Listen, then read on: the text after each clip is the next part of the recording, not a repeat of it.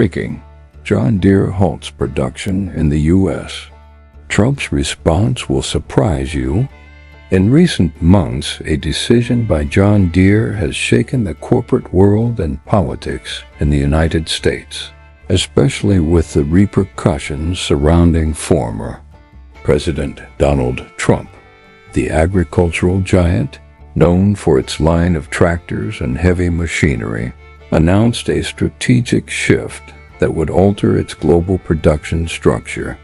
This move not only surprised the industry but also sparked a direct confrontation with Trump, who promised significant retaliation.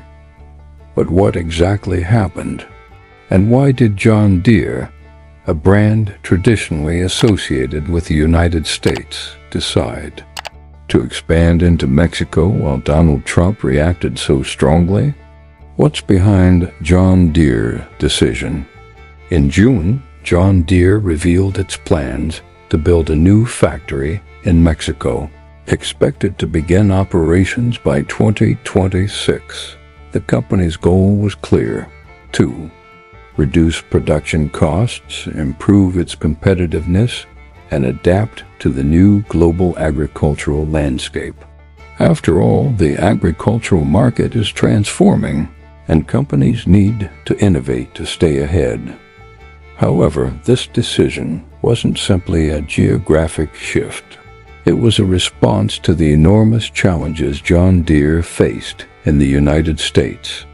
Manufacturing costs had soared in recent years due to rising labor costs, congested supply chains, and raw material shortages. Furthermore, competitive pressure from giants like Japan's Kubota and India's Mahindra, which already operated with cheaper and more efficient production, made the need to relocate a matter of survival. But expanding into Mexico wasn't just a matter of economics. For John Deere, Mexico offered much more than low costs. The country, with a skilled workforce and a strategic location for Latin America, also offered direct access to the rapidly growing agricultural markets of Brazil, Argentina, and Colombia. These markets were exploding in demand, and John Deere needed to be there to continue serving its customers. Trump's reaction. What's at stake? John Deere's decision to expand into Mexico was immediately seen as a threat to the core of Donald Trump's economic policy. During his presidency, Trump made protecting American workers one of his main pillars, including a promise to bring back manufacturing jobs that had been moved to other countries. He called himself the jobs president, promising to revive industries that were migrating to cheaper markets. When Trump learned of John Deere's move, the reaction was explosive. The former president quickly used his platform to attack the company, claiming it was a form of treason. He soon spoke out publicly, saying, "If John Deere wants to build their machines elsewhere, they're going to pay dearly for it.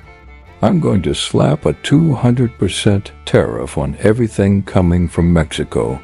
They're not going to bring these products back to the United States without a price." Trump's threat was clear.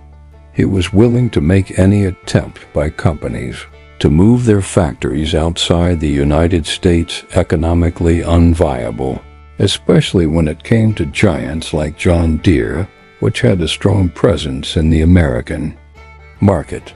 John Deere's strategy: innovation or betrayal? John Deere's response was firm and rational. The company argued that its decision was not intended to abandon the United States, but rather to optimize its production for an increasingly competitive global market. They stated that despite the expansion in Mexico, production of its main equipment, such as large tractors and combine harvesters, would continue in U.S. factories. John Deere guaranteed that the expansion in Mexico would affect less than 5% of its total production. For the company, the move represented a necessary strategy to maintain its global competitiveness. Manufacturing costs in the United States were rising, and the flexibility provided by the new facility in Mexico would allow the company to respond more quickly to market changes. Furthermore, proximity to growing agricultural markets in Latin America was a key strategic advantage. However, for Trump and his supporters, this was seen as a betrayal of the American working class. They argued that by taking jobs away from the United States, John Deere was acting against America's interests and disrespecting the work of Americans.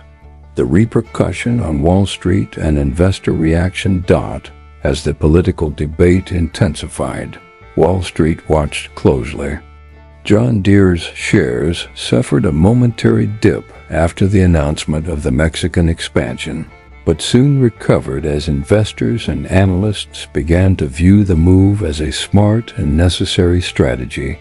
Many viewed John Deere's decision as a way to position itself for the future of agriculture, given the growing demand in Latin America and the logistical challenges faced in the U.S. Analysts from major banks like Bloomberg and Goldman Sachs praised the company's long-term vision, noting that while Trump's tariffs could have a short-term impact, John Deere's strategy was more focused on global expansion that would secure its leadership in the agricultural market in the coming years.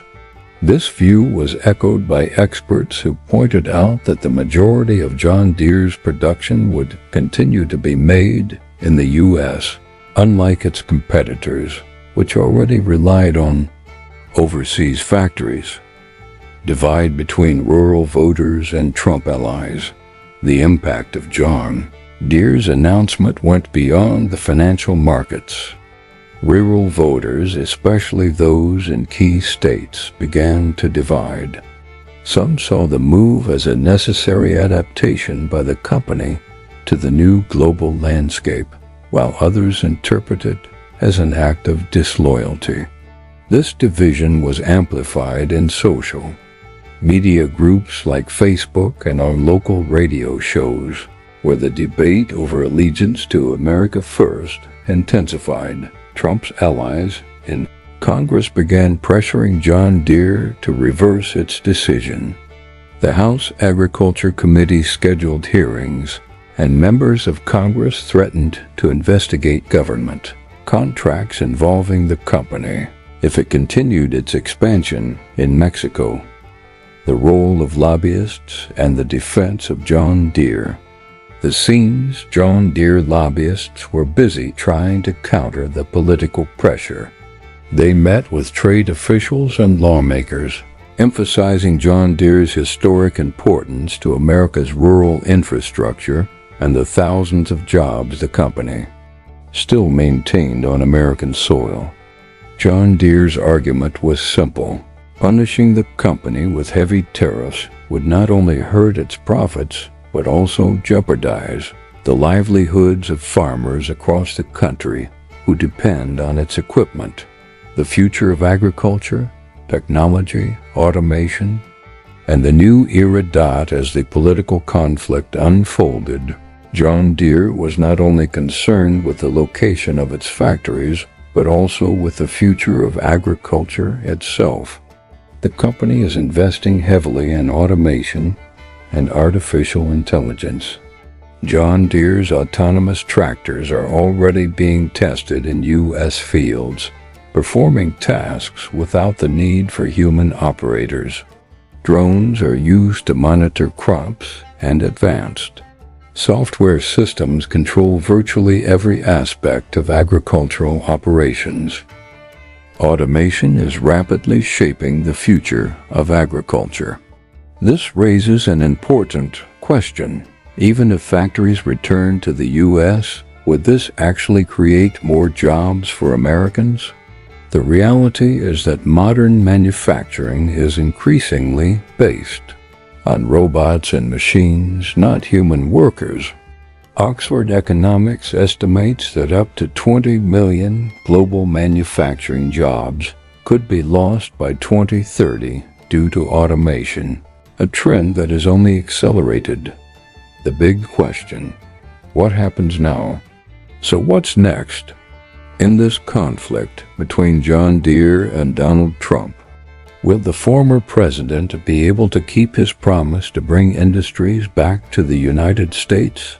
Or will the future of global agriculture and manufacturing be determined by technology, innovation, and globalization?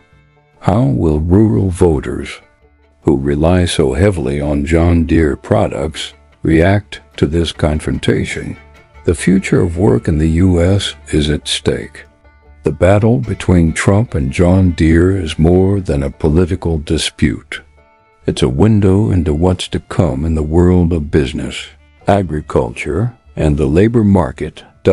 Leave your thoughts in the comments below. What's your take on this battle? And what do you think will happen to the future of manufacturing in the United States?